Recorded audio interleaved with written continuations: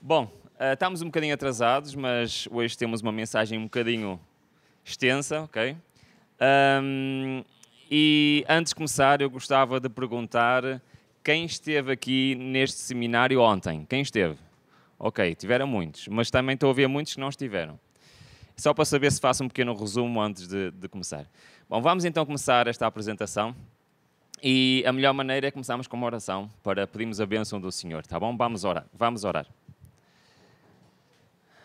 Ó bom Pai que estás nos céus, obrigado, Senhor, porque estamos aqui. E obrigado, bom Pai, porque nos queres falar, Senhor, e nos queres avisar, Senhor, dos tempos que se aproximam.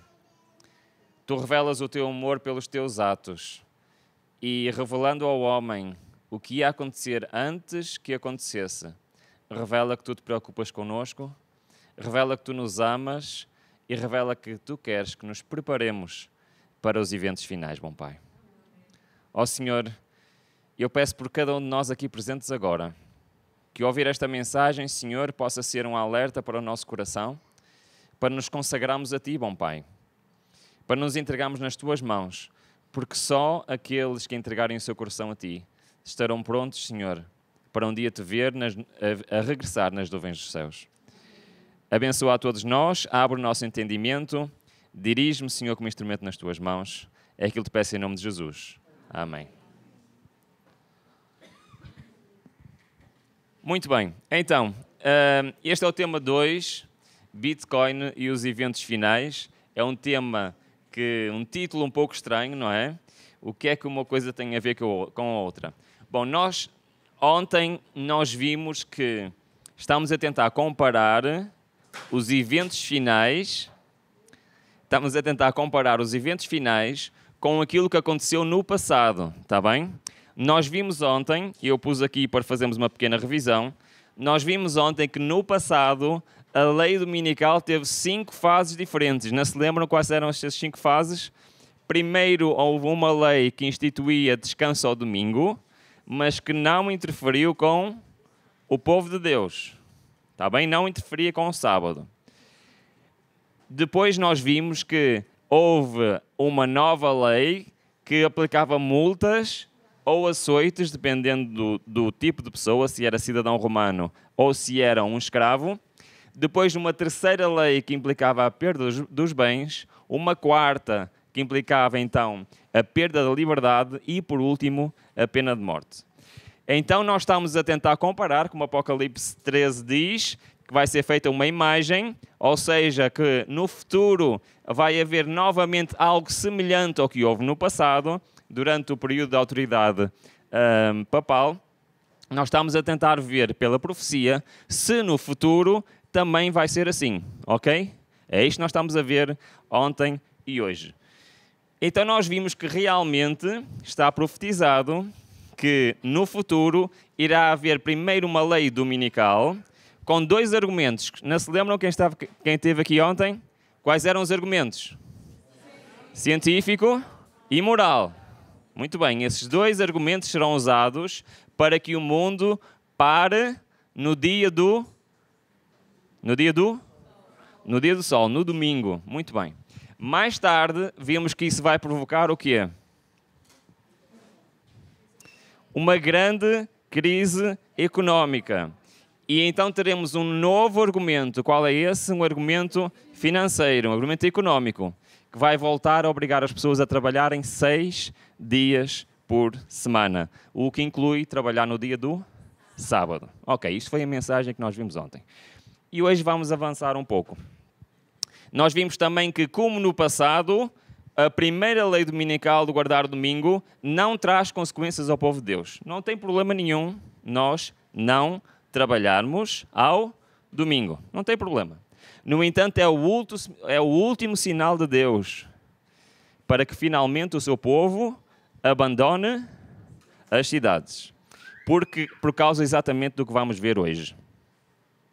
Vimos também que de seguida haverá uma lei a obrigar a trabalhar ao sábado, que equivale no passado à fase onde houve multas e açoites, e esta, apesar da primeira não trazer consequências ao povo de Deus, esta sim, terá consequências. Cada povo de Deus, cada um de nós teremos que decidir de que lado queremos estar. E isso representa aquilo que Apocalipse 13 nos fala de receber o quê? Ou o selo de Deus ou a marca da besta. É nesta altura que o povo de Deus vai definir o seu destino eterno. Mas a profecia de Apocalipse 13 não termina aqui. Se repararem, o texto do versículo 16 e 17 diz para que ninguém pudesse comprar ou vender, senão aquele que tinha a marca ou o nome da besta ou o número do seu nome. Portanto, quando chega a esta fase de comprar e vender, o que é que já aconteceu? O que é que já existe? A marca da besta. Ou seja, já existe anteriormente uma lei que obriga as pessoas a trabalhar ao sábado. Portanto, esta é a terceira fase, a terceira lei dominical dos eventos finais. Então, nesta terceira lei, haverá controlo total sobre a população. E é por causa desta lei que o povo de Deus precisa de quê? Vamos pensar. Se eu não posso comprar nem posso vender, o que é que eu preciso? Sustento? Muito bem. Conhecem esta mensagem? Sim? Okay, vamos pensar o que é que isto implica. Muitas vezes nós pensamos nisto de comprar e vender e pensamos que estamos impedidos de ir ao... Aqui diz supermercado? Impedidos de ir ao supermercado. É isso? É só isso? Comprar e vender significa que não podemos adquirir nenhum produto nem nenhum serviço. Isto significa que é verdade. Não podemos ir a um supermercado comprar alimento. Mas também não podemos ter eletricidade. Também não podemos ter água da companhia. É assim que se diz aqui no Brasil. Também não podemos ter internet. Não podemos ter nenhum bem, nem nenhum serviço. Estamos a pensar bem o que é que isto implica? Implica que o povo de Deus vai ter de se virar sozinho. Sem nenhuma das comodidades que nós estamos habituados hoje em dia. E por isso, Deus vai, já agora, Deus está enviando pessoas à frente, mas quando desta altura, quando da primeira lei dominical, todos aqueles que pertencem ao povo de Deus têm que tomar a sua decisão. Porque em breve o mundo vai estar numa situação que será impossível vivermos sem ter sustento próprio. Até aqui, está ok? Sim? Muito bem. Quando eu estudava as profecias pelas primeiras vezes, eu me perguntava a mim mesmo, como é que isto é possível? Como é que o governo me pode impedir de comprar ou de vender? E eu pego aqui em 100 reais, como é que o governo sabe, com estes 100 reais, se eu posso ou não posso comprar e vender? Já pensaram nisso? Como é que eu posso? Se eu tenho dinheiro na minha mão, posso ir a uma loja, posso comprar. Muito bem. Durante algum tempo eu me perguntei sobre isso e o que é certo é que a tecnologia já está preparada para que isso seja possível. E é isso que nós vamos ver hoje. Então, após estes argumentos que nós vimos, argumentos científicos e morais para a primeira lei dominical, argumentos financeiros para a segunda lei dominical, para a terceira lei dominical é a continuação dos argumentos financeiros. E nós vamos ver até que ponto isto vai chegar. Ellen White diz-nos: tempo virá em que de modo algum poderemos vender. Logo sairá o decreto proibindo os homens de comprar ou vender a qualquer pessoa, senão aos que têm o sinal da besta. E repetindo o mesmo versículo, ninguém poderá comprar ou vender. Onde é que entra aqui, então, o título da mensagem de hoje? Bitcoin e os eventos finais. Bom, eu vou falar rapidamente sobre Bitcoin, que o que nos interessa é a tecnologia por trás do Bitcoin. É isso que nos interessa. No entanto, como existem muitas pessoas que são a favor do Bitcoin e muitas que são contra, e eu não trouxe a opinião de ninguém. E eu fui ao ChatGPT e disse para ele explicar o que era o Bitcoin. Ok? Portanto, estes PowerPoints são feitos por inteligência artificial. Então diz que o Bitcoin As suas características é a descentralização, portanto, ela opera diretamente de pessoa para pessoa, não precisa de uma entidade central, não precisa de um banco central, portanto, pode operar diretamente de uma pessoa para a outra. A outra vantagem é a segurança, tem uma criptografia muito avançada e até hoje está a funcionar há 12, 13 anos e nunca houve problema nenhum, porque é muito, muito seguro. Outra característica é a pseudonimidade, ou seja, as transações são públicas, qualquer um pode consultá-las, mas não se sabe a quem é que pertencem, ok? Portanto, existe em parte é anónimo. Também a sua escassez e oferta limitada, existe um número fixo já determinado de quantos vão existir. A sua dividibilidade, portanto, pode ser dividido em partes ínfimas. As suas transações globais e rápidas, portanto, qualquer pessoa pode enviar para qualquer parte do mundo a um preço muito, muito baixo, e essa é uma das outras características, baixas taxas de transação. O acesso aberto, qualquer pessoa pode participar. A transparência, traz independência financeira, etc, etc. Agora, eu queria vos fazer uma pergunta. Alguém sabe como é que o Bitcoin funciona? Há aqui alguém que saiba como é que ele funciona na realidade? Ok, temos uma pessoa. Normalmente as pessoas já ouviram falar desta palavra, mas na realidade não sabem o que é. Normalmente ouvem falar do preço, talvez que subiu, talvez que desceu, mas na realidade as pessoas não sabem o que é. Eu vou tentar explicar isto de uma maneira simples, está bem? Quem é da minha idade ou mais velho ainda se lembra que antigamente as empresas tinham arquivos e ficheiros físicos. Lembram-se disto aqui? Portanto, não havia computadores, não havia software de gestão. Então, o que é que as empresas faziam? As organizações, as associações, as igrejas, eles tinham um armário com ficheiros e lá dentro desse armário tinha os registros dos clientes, os registros das contas e tudo era escrito como? À mão, ok? Isto era uma base de dados. Com a invenção dos computadores, surgiu as bases de dados digitais. O que é que isto significa? É o que nós estamos habituados hoje, ok? Existe um servidor ou um computador central onde está armazenado os dados. E as pessoas podem interagir com esses dados no seu próprio computador, no seu próprio celular, através de aplicações, de programas, ok? É assim que funciona hoje em dia. Ora, isto traz vantagens ou desvantagens em relação ao processo anterior? Traz vantagens. É o quê? Muito mais rápido, muito mais prático. Eu posso aceder à minha informação aqui ou do outro lado do mundo, certo? Não preciso de fisicamente ir à empresa, ao armário, abrir o ficheiro. Posso remotamente aceder. Quais são as desvantagens? Há alguma desvantagem?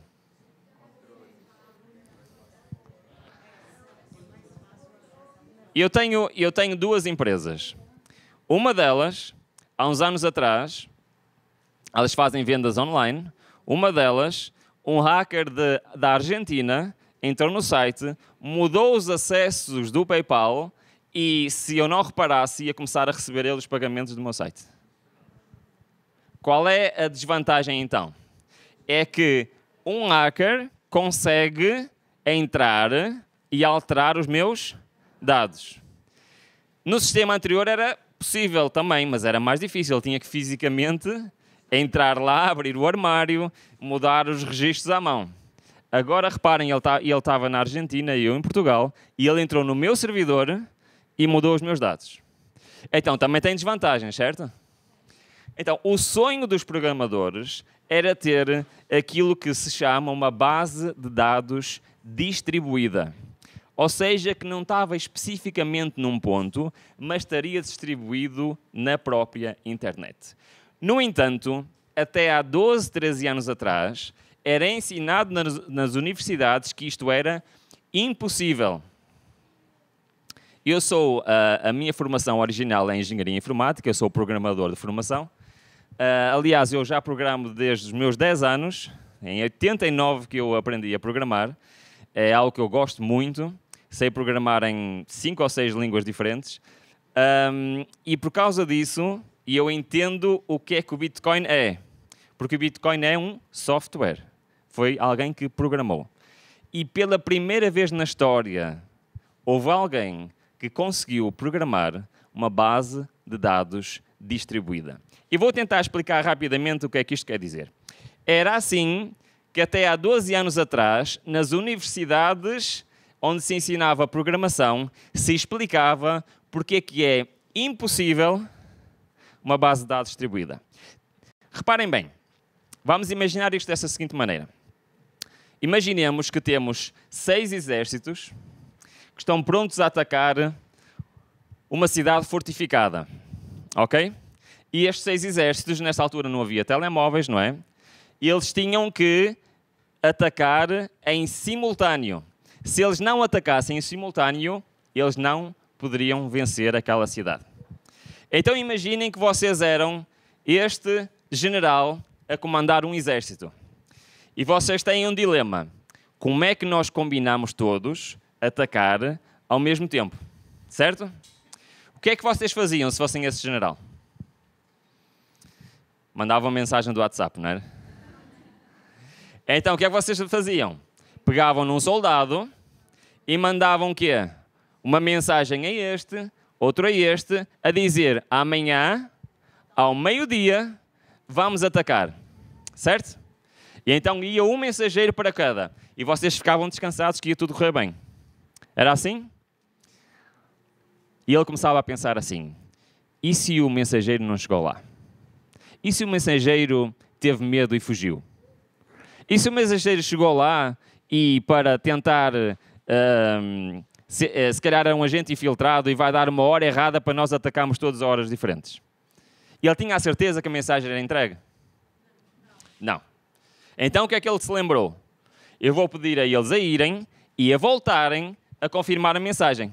Certo? Então os mensageiros iam e voltavam a confirmar a mensagem. Então o general pensou assim, e se ele me está a mentir?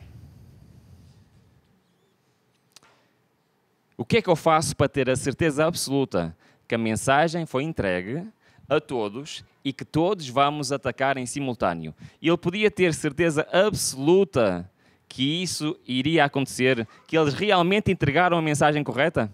Conseguia ele ter a certeza? Não conseguia. Não dá. Porquê? Porque algum dos mensageiros podia ter trocado a informação, podia ter mentido, podia ter feito isto, podia ter feito aquilo. É este o problema das bases de dados distribuídas. É a falta de confiança na informação. Uma base de dados não estando concentrada num único local, não se conseguia garantir que a informação que circulava era de confiança. Estão a entender? E foi isto que o autor do Bitcoin veio resolver. Ele inventou um sistema que até hoje é à prova 100%, nunca falhou até hoje. A cada 10 minutos é processado um novo bloco e está assim a executar-se há 12 ou 13 anos, não tenho a certeza, 13 anos, foi em 2010, e até hoje nenhum falhou. Foi uma invenção que revolucionou a engenharia informática.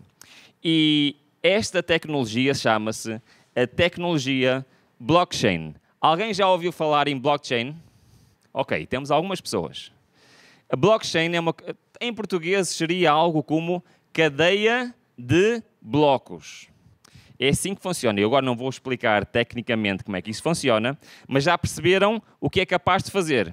É capaz de haver uma base de dados distribuída, que já vou explicar melhor o que é, e que é 100% confiável.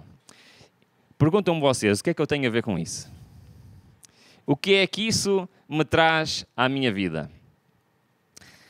Então, uma base de dados distribuída é descentralizada. Lembram-se quando falámos ao bocado das atuais? Temos um servidor em algum lado? O que é que acontece se há um incêndio no edifício que está ao servidor e o servidor queima todo. O que acontece? Há informação que lá está. O que acontece? Perdemos essa informação, certo? Mas se essa informação está descentralizada, está espalhada ao redor do mundo, se um servidor arde, o que acontece à informação? Está toda lá, não se perde nada, ok? Então isto é uma grande vantagem ter uma base de dados distribuída. Porquê? Porque a informação está sempre segura. Além de estar sempre segura, é impossível de ser hackeada. Lembra-se de eu ter falado que o meu site foi hackeado e já estavam a desviar os fundos? Nestas bases de dados isto é impossível, porque tudo é criptografado. E só quem tem a chave criptográfica é que consegue interpretar os dados. Ou seja, se eu não tenho, e é impossível descodificar esta chave criptográfica, ela é completamente segura. É transparente e pode ser auditada. É muito eficiente e reduz custos. E agora vou avançar. É de confiança e íntegra e é uma melhoria na gestão de dados. E agora, por fim, e é aqui que nós nos vamos concentrar, ela permite a inovação. A tecnologia blockchain permite programar em cima da própria blockchain e criar processos automáticos para que as coisas funcionem como se fossem um software. Eu vou dar um exemplo muito prático para perceberem isto. Imaginem que vocês querem fazer um investimento. O que é que vocês têm que fazer? Querem comprar ações. Qual é uma empresa aqui conhecida no Brasil? Petrobras. Querem comprar ações da Petrobras. Como é que vocês fazem? Alguém sabe como é que se compra ações da Petrobras? Tem que me inscrever numa corretora, certo? E depois tem que enviar o dinheiro para a corretora e depois compro-as. E quando eu quero vender, o que é que eu faço? O que é que eu faço? Eu tenho que emitir a ordem à corretora para ela vender, certo? O que é que existe entre mim e as ações? Existe um intermediário, certo? Agora imaginem, é possível programar na blockchain as ações e eu, sem intermediário, posso comprar e vender quando quiser 24 horas por dia. Ok? Porquê? Porque é possível programar ações na própria blockchain. Não é algo estático, é algo programável. E é isso que nos interessa. Porquê? Porque também é possível criar moedas na blockchain. E para que é que serve uma moeda na blockchain? Eu vou dar um exemplo. Se eu pegar na minha carteira e tirar lá 100 reais, alguém sabe onde é que está aqueles 100 reais? Por exemplo, o governo deste país sabe onde é que estão aqueles 100 reais? Se eu der aqui as 100 reais a alguém, eles sabem? É impossível de saber, como é que se diz isto? Traceable, rastrear, muito bem. É impossível rastrear o dinheiro físico. No entanto, se esse dinheiro estiver na blockchain, é possível saber exatamente, a qualquer momento, onde está cada real. Acham que isto é uma boa ideia ou é uma má ideia?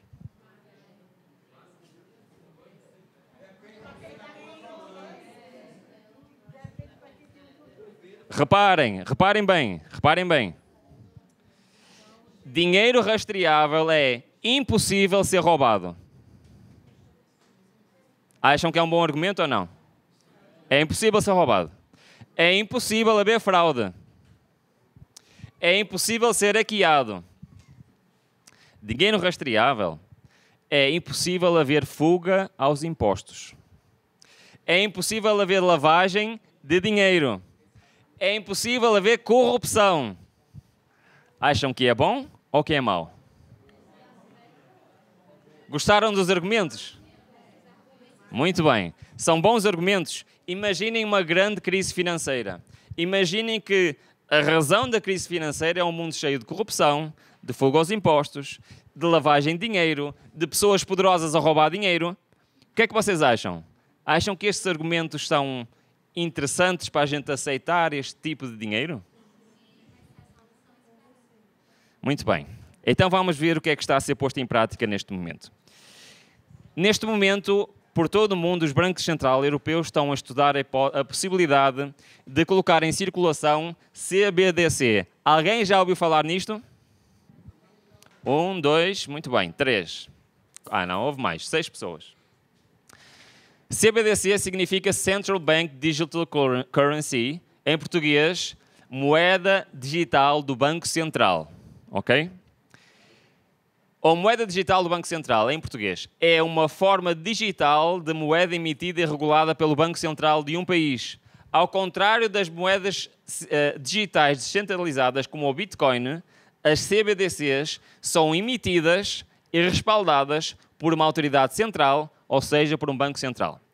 O Bitcoin foi emitido não se sabe por quem, é um mistério, é uma moeda descentralizada, mas estamos a falar de moedas com a mesma tecnologia do blockchain, mas emitida por quem? Pelo Banco Central. Ok. E qual é o objetivo disto? É ter uma moeda que é impossível de roubar, que é impossível de haver burlas, que é impossível de fugir aos impostos, de lavar dinheiro. Parece uma boa ideia? Sim. São projetadas para funcionar como meio de troca digital, assim como o dinheiro físico, mas com a vantagem de serem baseadas na tecnologia digital.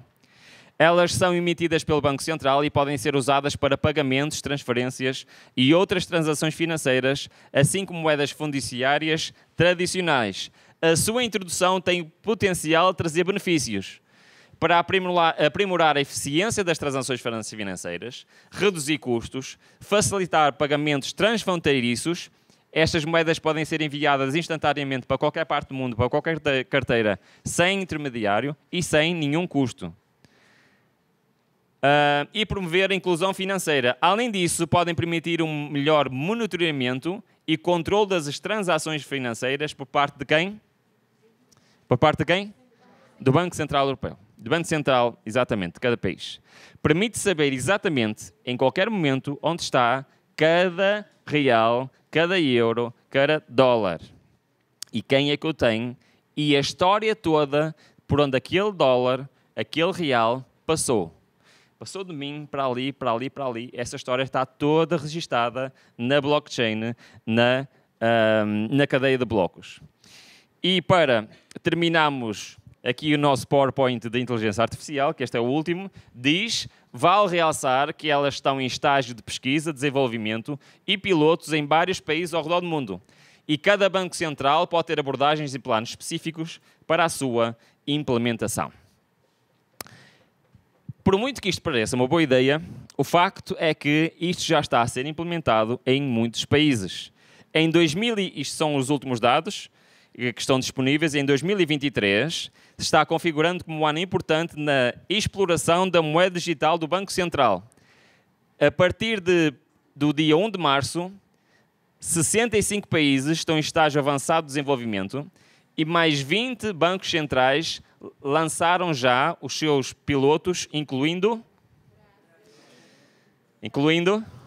Brasil, Japão e Rússia. Os países que já estão envolvidos neste tipo de moedas são 119 e representam mais de 95% do PIB mundial. Aqui está o mapa. Isto é um mapa online, portanto, é que mostra os países que já estão em investigação ou em implementação deste tipo de moedas.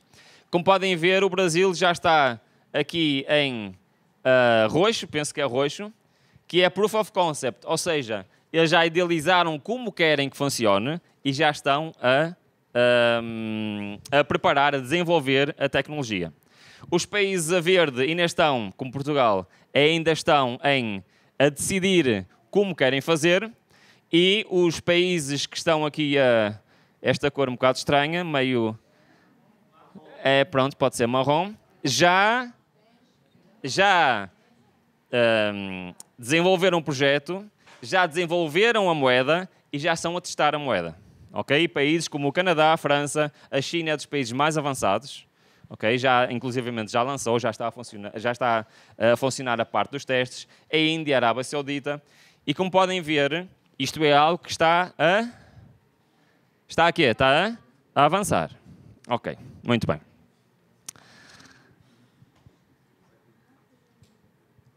quais acham que vão ser as consequências de algo deste género? Para que é que realmente serve algo deste género? Eu queria vos mostrar a opinião dos especialistas que estão a trabalhar para que isto seja uma realidade, está bem? Não vamos ver a minha opinião, nem a opinião do chat GPT, mas vamos ver citações de economistas, de professores universitários e de pessoas que estão diretamente envolvidos no desenvolvimento deste tipo de tecnologia. Este homem é um professor universitário na Universidade de Winchester e ele é um autor de vários livros sobre economia, finanças e sobre também dinheiro. Ele é especialista em dinheiro fundiciário. E reparem no que é que ele diz. Isto é recente, é de março esta notícia. No entanto, a concentração adicional de poder nas mãos dos bancos centrais não é o único perigo representado pelas CBDCs.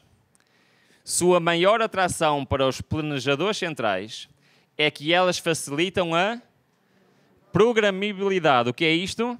Dinheiro programável, que pode fazer o que eles quiserem. Vou dar um exemplo. Um exemplo que a China pretende implementar é limitar o número de compras que certa pessoa pode fazer por mês, dependendo dos seus créditos sociais. Portanto, associado ao dinheiro, têm créditos sociais, ou seja, se estão a portar bem ou não, de acordo com a visão do governo. E se estão, podem adquirir mais bens do que se não estão. E isto está diretamente programado no dinheiro. Ou seja, eu até posso ter dinheiro, mas não o consigo usar. Porque ele está programado para certas coisas. Por exemplo, pode determinar o Banco Central pode determinar que este mês cada pessoa só pode comprar 1 quilo de arroz. Isso pode ser programado no dinheiro. Eu vou à loja, tenho dinheiro, mas só me deixa comprar 1 quilo de arroz naquele mês. Se eu quiser comprar outro, não vai deixar. Não dá, não funciona o dinheiro para aquilo. Isto é dinheiro programável. Então reparem o que ele diz. Em outras palavras, o controlo sobre um indivíduo é permitido, sobre como um indivíduo é permitido usar a moeda. Os argumentos pareciam válidos ou não? É interessante termos uma moeda que não pode ser roubada, que não pode haver fraude, que não pode haver lavagem de dinheiro, não pode haver fuga aos impostos. Isto é interessante ou não? Mas para termos isto, temos que abdicar da nossa liberdade e abdicar da nossa anonimidade. Como é? Como é que se diz? Não sei, ser anónimos. Perceberam ou não perceberam? Muito bem, anonimato. Então, ele diz que para termos isto, temos que abdicar do nosso controle sobre o nosso dinheiro e que eles terão controle como eu poderei usar o meu dinheiro. Elas não são uma solução para um problema, mas a mais recente meta na luta de décadas dos planejadores centrais por... O que é que ele diz? Isto não é nenhum adventista a falar. Isto não é nenhuma pessoa que está minimamente relacionada com religião, nem entende nada de religião. O que é que ele está a dizer? Que está a ser feito tudo para que os planejadores centrais, os políticos e aqueles que controlam os bancos centrais tenham o quê? Poder máximo. Ao custo desnecessário de quê? E ele sabe, de crises, de inflação, de deslocamento económico e desemprego. Porque ele sabe, para as pessoas aceitarem isto, aceitarem perder a sua liberdade, tem que haver motivos muito fortes para eles aceitarem. E ele sabe que para isto acontecer tem que haver o quê? Crises, inflação, deslocamento económico e desemprego. E ele também sabe que vai haver uma grande crise financeira. Porque ele sabe que é o único motivo que as pessoas vão aceitar perder a sua liberdade. Mas sabem o que é que eu vos quero dizer? E ele está a olhar para isto na perspectiva de um professor de economia que percebe destas coisas. mas ele não percebe nada de eventos finais, ele não percebe nada daquilo que a Bíblia diz. Porque ele não sabe quem é o destino destas leis. Quem é especificamente o destino destas leis? Aqueles que guardam o sábado. Tudo isto por causa daqueles que guardam o sábado. Ele não sabe, mas ele sabe os perigos que isto acarreta. Este senhor, que é o diretor, é o General Manager, portanto, o diretor-geral do Banco Internacional de Settlements, provavelmente não ouviram falar deste banco. O Banco Internacional de Settlements é aquele que faz o encontro de contas entre todos os bancos. Hã? Ok, BIS, ok. Portanto, este Banco Central é o que está... este banco é o que está acima dos bancos centrais para fazer o encontro de contas entre todos os bancos a nível mundial. Por isso é um banco muito importante. Agora reparem bem no que ele diz. Uma diferença fundamental com a CBDC, portanto com as moedas dos bancos centrais, é o quê? É que o Banco Central terá o quê? Controlo absoluto sobre as regras e regulamentos que determinarão o uso desta obrigação financeira do Banco Central. E agora reparem no que ele diz.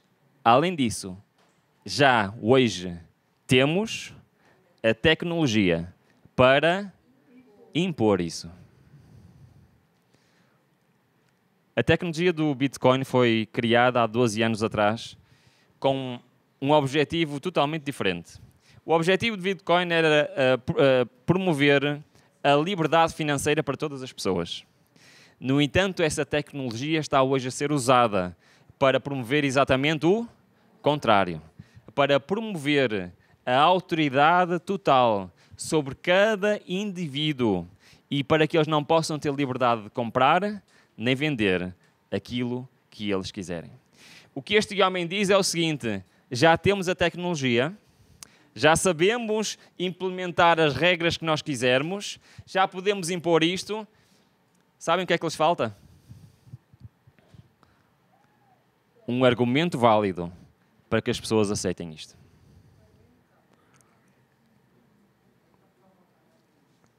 E eu me perguntei durante muitos anos, como é que é possível?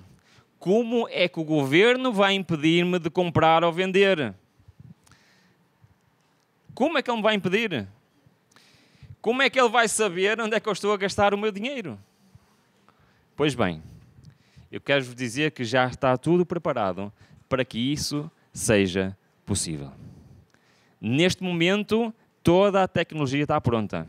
Neste momento, nós vemos com os próprios olhos as profecias a se cumprindo.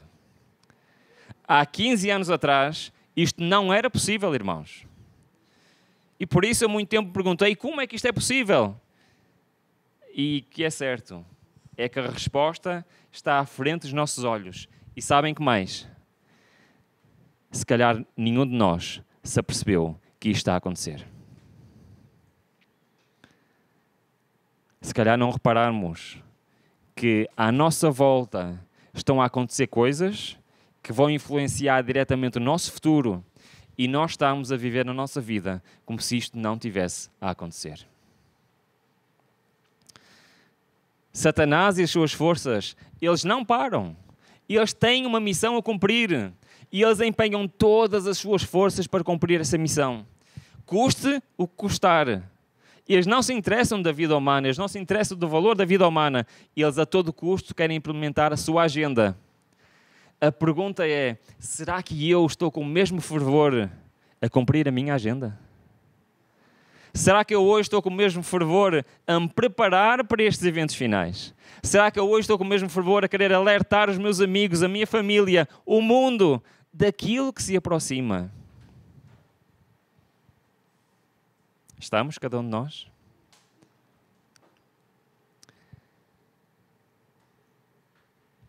Este é o site oficial do Banco Central Europeu. Reparem bem no que eles dizem assim.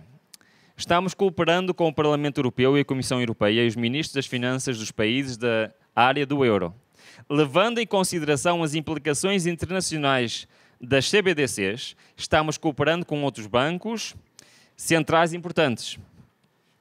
Em outubro de 2021, lançámos uma fase de investigação de 2 anos para definir as características do design da moeda digital. Estamos a falar do euro digital. No final de 2023, podemos decidir iniciar uma fase de realização para desenvolver e testar as soluções técnicas apropriadas e os arranjos comerciais necessários para fornecer um euro digital, o que poderá levar 3 anos. Isto já não é uma coisa que está a ser planeada para daqui a 20 anos, daqui a 30 anos. Isto é algo que está a ser feito hoje para ser implementado muito em breve. E eu acredito que muitos de nós estamos aqui presentes, provavelmente vamos ver com os nossos olhos a implementação deste tipo de sistemas. Pode não ser exatamente assim, mas temos neste momento tudo pronto para que ninguém possa comprar, ninguém possa vender. Hoje existe a tecnologia para isso. E é por isso que a terceira fase da lei dominical é exatamente esta. É eu compreender que aquilo que eu tenho, o dinheiro que eu tenho, vai servir para nada. E vou ter que ter sustento próprio e dependência do Senhor para poder sobreviver durante a fase final da história deste mundo. Só para terminar, quanto tempo é que eu tenho? Ainda tenho mais uns minutinhos. Só para terminar, vamos só completar e ver se realmente também no tempo do fim teremos as outras 2 fases. Porquê? Porque também temos em Apocalipse 13 o quê? A próxima fase também exercia toda a autoridade da primeira besta na sua presença e fazia que a terra e os que nela habitem adorassem a primeira besta.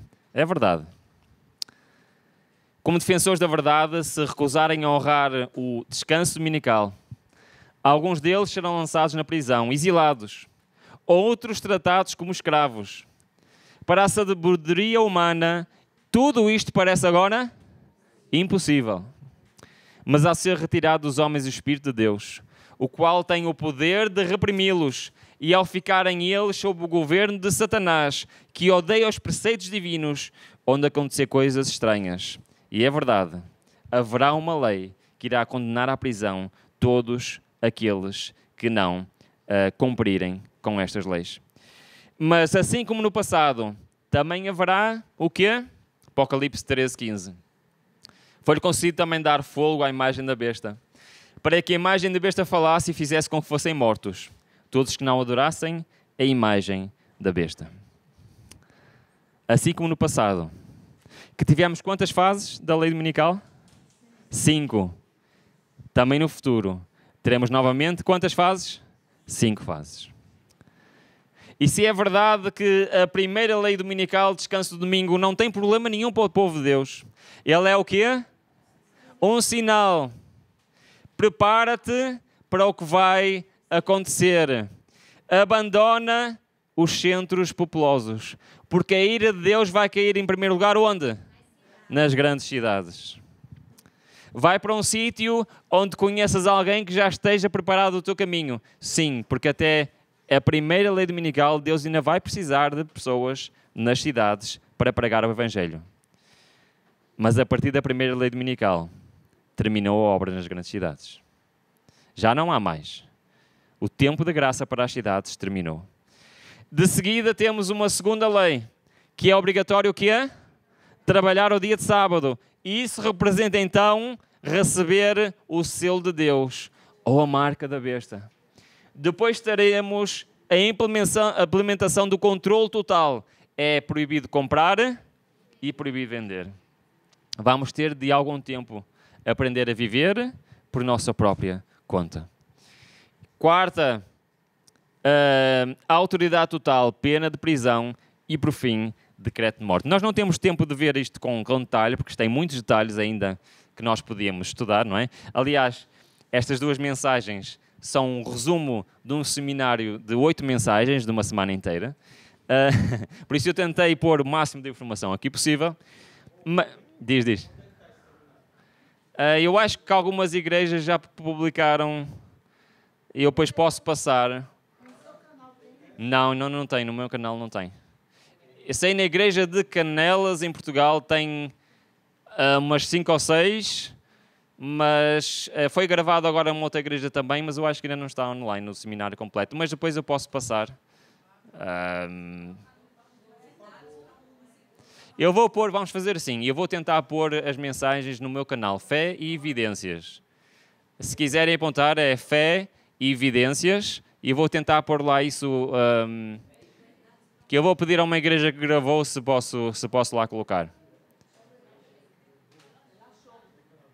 Sim? Igreja Canelas, eles têm algo, não têm em todo. Por exemplo, esta de Bitcoin não está lá e outras não está.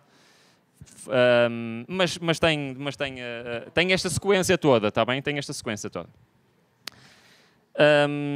Bom, e o que é que eu ia dizer? Lembram-se que nós, para terminar, lembram-se que nós começamos? Apocalipse 7, lembram-se? Quem esteve cá ontem? O que é que dizia Apocalipse 7? Que os anjos estão segurando o quê? Os ventos, que era o quê? A ira de Deus, a destruição. Lembram-se? E que quando fosse para haver a destruição, algo relacionado com o selo de Deus, isto significa, a partir do momento em que o selo de Deus seja posto em causa, irá começar o quê? Irá começar o quê? A ira de Deus. Mas o que é que dizia o texto? Apocalipse 7, 1, 2 e 3. Que quando vier, será derramada na terra e no mar, e não nas... Ok. Lembram-se quem eram as árvores? O povo de Deus, os escolhidos. A mensagem do livro de Apocalipse é uma mensagem extraordinária. Ela começa no capítulo 1 a dizer assim. Reparem bem o que diz. Felizes aqueles que ouvem, que leem e que guardam as palavras deste livro. Ok? Apocalipse capítulo 1. No final do livro, Apocalipse 22, diz assim, felizes aqueles que guardam as palavras deste livro. Sabem qual é a diferença entre o início do livro e o fim do livro? É que no primeiro diz assim, felizes os que ouvem, leem e guardam. No final já diz assim, felizes os que... Porquê que no final já não diz felizes aqueles que ouvem e que veem?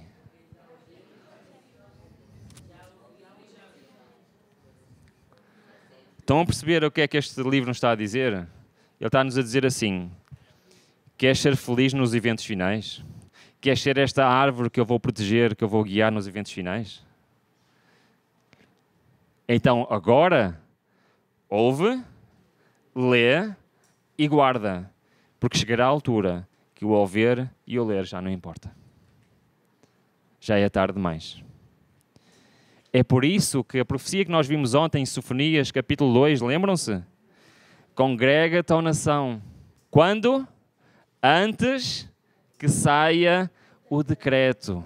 Irmãos, é hoje que nós temos que nos preparar. Não basta eu ouvir as profecias. Não basta eu ler as profecias. É preciso eu guardar. É preciso eu viver. É preciso eu viver como se isto fosse verdade. E não apenas saber que isto é verdade. Uma coisa é eu saber, outra coisa é eu agir. Satanás sabe que Jesus é Deus? Ele sabe. E ele tem a certeza. E ele precisa de fé para acreditar em Deus? Satanás precisa de fé para acreditar em Deus? Não. Mas ele age de acordo com aquilo que ele sabe? Não. E eu posso conhecer a verdade. Eu posso conhecer todos os eventos finais. Eu posso saber de cor cada fase dos eventos finais. Eu posso pregar sobre os eventos finais. Mas o que é importante para eu ser feliz, para eu ser esta árvore, é eu viver como se isto fosse verdade. Irmãos, nós vamos falar da sacudidura na próxima mensagem. E amanhã vamos falar da vida devocional do remanescente. Ou seja, o que é que eu tenho que fazer hoje para estar pronto para os eventos finais? Deus anda a tentar explicar isto ao homem há 3.500 anos. e nós insistimos em não querer aprender. Muito obrigado pela vossa atenção. Eu vou dar Quanto tempo é que eu ainda tenho? 5 minutos. Eu vou dar uns minutinhos para algumas perguntas que queiram fazer. Sim, segundo o meu relógio, ainda tenho 3 minutos. Vamos só terminar com uma oração e depois, se quiserem fazer algumas perguntas, temos uns minutinhos, está bem? Vamos então orar? Vamos orar. Ó Pai, Deus Todo-Poderoso, obrigado, Senhor, porque Tu nos amas tanto, queres tanto que nós estejamos contigo viver eternamente, que destes tanta revelação profética a cada um de nós. Mas, Pai, nós vivemos neste momento num mundo em que estamos a ver com os nossos próprios olhos esses acontecimentos a se desenrolarem e tudo a ficar pronto para os eventos finais. Senhor, à medida que este mundo se prepara, ajuda-nos a nos prepararmos também. Bom Pai, a única preparação que temos que fazer é nos consagrar a Ti. É entregarmos a nossa vida nas Tuas mãos. É permitir que a grande promessa que Tu nos dás de um coração novo seja uma realidade na nossa vida. É permitir que deixemos o Teu Espírito Santo agir em nós. Porque só cheios de Espírito Santo, Senhor, nós podemos ser dirigidos por Ti. Eu quero Te agradecer, bom Pai, pelas maravilhosas mensagens que tens trazido aqui neste GYC. Bom Pai, este assunto do derramamento do Espírito Santo é a terceira mensagem angélica. É a verdade mais importante para a vida de um cristão, porque nós somos impotentes sem a Tua presença em nós. Ajuda-nos, Senhor, a aceitar este desafio de ser um contigo. Ajuda-nos a aceitar este desafio de viver a nossa vida não de acordo com a nossa vontade, mas entregá-la nas Tuas mãos para que possas ser Tu a dirigir cada pensamento, cada palavra e cada ação. Em nome de Jesus. Amém.